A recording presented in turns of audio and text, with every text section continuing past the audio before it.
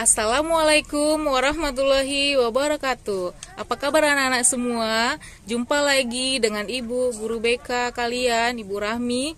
Di sini Ibu akan menyampaikan salah satu layanan informasi di BK dengan materi Stop Bullying. Adapun materi kita kali ini bertujuan untuk memahami tentang bullying, bahaya perilaku bullying, serta berani melawan tindakan bullying. Baik anak-anak, Ibu akan membahas satu persatu apa itu bullying, pengertian bullying dan bentuk-bentuk bullying.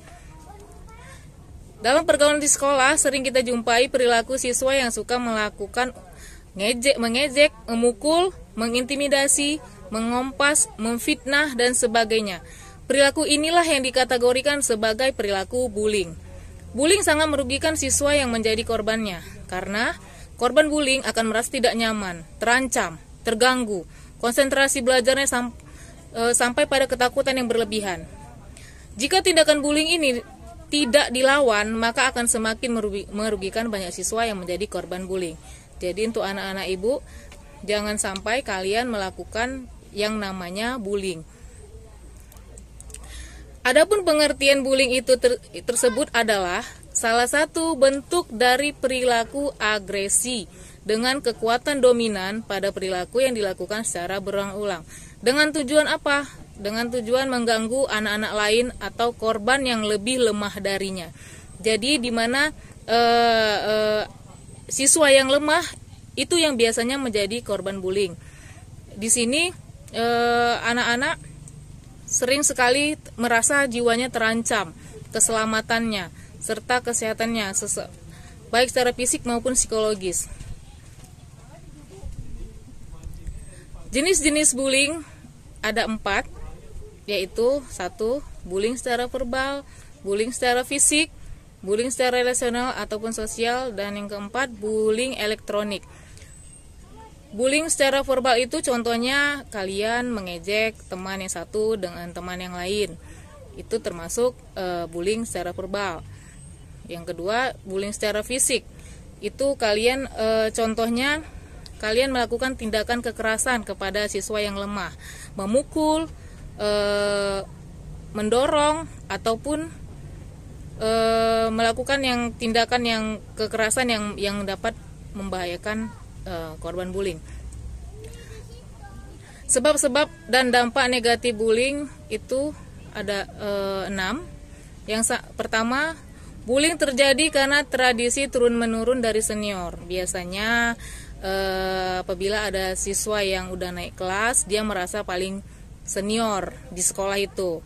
Jadi kakak-kakak senior ini biasanya sering kali mengganggu adik-adik kelas yang baru masuk. Ini sering sekali terjadi di sekolah-sekolah ataupun di manapun. Yang kedua itu keinginan untuk balas dendam karena dulu pernah mendapatkan perlakuan yang sama. Jadi dia dulu waktu masih dia kelas 1, dia sering diperlakukan semena-mena sama kakak kelasnya. Dan apabila dia sudah naik ke kelas berikutnya, dia melakukan hal yang sama. Dia pada adik kelasnya yang baru masuk. Biasanya seperti itu. Yang ketiga, perasaan ingin menunjukkan kekuasaan dan kekuatan atau superior. Dia merasa hebat sendiri, dia merasa punya kekuatan ataupun punya deking-deking yang lain sehingga dia bisa melakukan yang namanya bullying. Yang keempat, kecewa karena orang lain tidak berperilaku sesuai dengan yang diharapkannya. Yang kelima, dorongan untuk mendapatkan kepuasan. Yang keenam, dianggap menghina atau mengganggu kelompok tertentu atau geng. Misalnya kalian membentuk satu geng.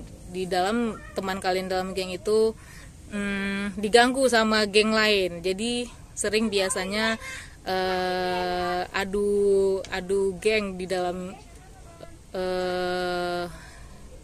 perilaku itu. Dampak negatif bullying. Yang pertama itu terganggu fisiknya, seperti cedera, bisa terluka, sakit dan sebagainya. Yang kedua, tertekan psikisnya atau kejiwaannya, seperti takut, cemas, rasa tidak nyaman, resah, tertekan dan gejala tekanan psikis lain. Yang ketiga, pergaulan sosial terganggu seperti minder, menyendiri, grogi, pendiam dan tertutup. Yang keempat, terganggu prestasi belajarnya seperti nilainya jelek, tidak konsentrasi belajar, lupa mengerjakan tugas, sampai menurunnya ranking atau tidak naik kelas. Itu tadi ada beberapa dampak-dampak negatif dari bullying. Mencegah dan melawan bullying. Untuk mencegah agar kita tidak menjadi korban tindakan bullying, antara lain yang dapat kita lakukan adalah yang pertama, hindari membawa atau memakai barang-barang mahal atau uang yang berlebihan. Ini bisa memicu yang namanya tindakan bullying tersebut. Yang kedua, jangan sendirian, terutama di tempat yang sepi. Jadi orang cenderung mengganggu kalau kita kelihatan tidak punya teman ataupun sendiri, apalagi di tempat yang sepi gitu. Itu bisa memicu atau mendorong orang untuk melakukan tindakan bullying terhadap kita. Yang ketiga, hindari cari gara-gara dengan pelaku bullying.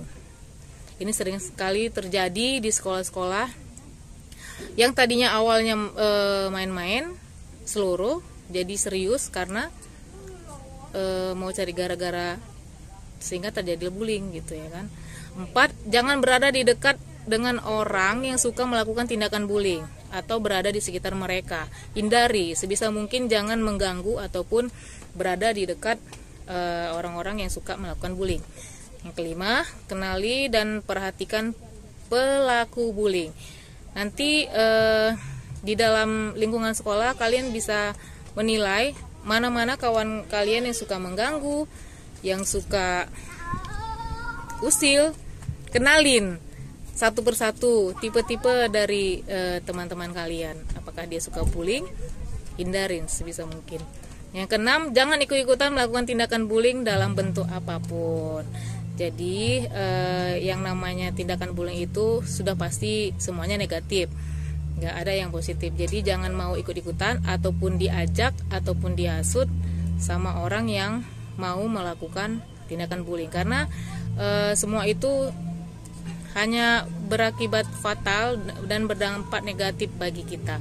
Yang melakukan bisa berbahaya, apalagi yang terkena perilaku bullying itu pun kita bisa berdampak pada efek dari perbuatan kita sendiri. Demikianlah materi yang bisa Ibu sampaikan tentang bullying. Di sini Ibu akan memberikan tugas pada kalian. Yang pertama itu apa itu pengertian bullying yang kamu ketahui. Yang kedua, ceritakan pengalaman kalian. Apakah kalian pernah mengalami bullying ataupun pernahkah kalian melakukan yang namanya bullying? Jika kalian pernah, kalian harus ceritakan dalam bentuk apa tindakan bullying itu yang kalian hadapin. Demikianlah informasi yang bisa Ibu sampaikan. Akhir kata Ibu ucapkan wabillahi taufik wal hidayah. Wassalamualaikum warahmatullahi wabarakatuh. Kita kembali ke materi yang berikutnya. Dadah.